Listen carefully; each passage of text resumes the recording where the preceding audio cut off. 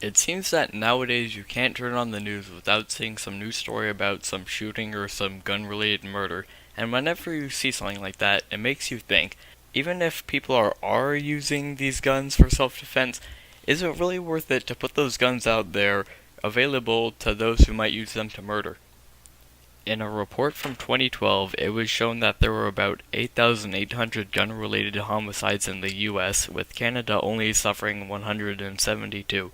Having a 7 times lower firearms homicide per 100,000 people rate than the US, at only 3.5 deaths per 100,000 people.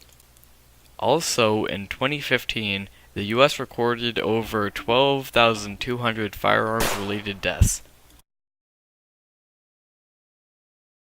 When you see numbers like those, one of the first thoughts that probably come to your mind is something needs to be done about this, but unfortunately there are a lot of people who think that these numbers are fine so long as they get to own their own guns.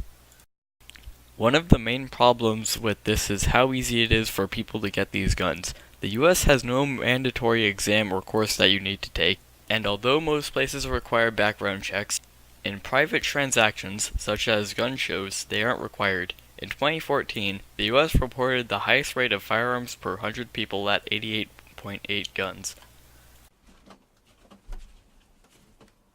Now, the main defense that most people have against gun control is the Second Amendment, where it says, "A well-regulated militia being necessary to the security of a free state, the right of the people to keep and bear arms shall not be infringed."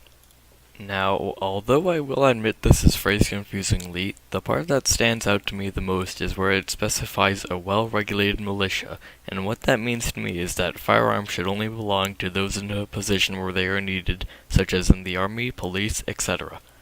However, even if I am misinterpreting it, you can't deny that guns are doing more harm than good, and there needs to be much stricter laws in the US related to gun control.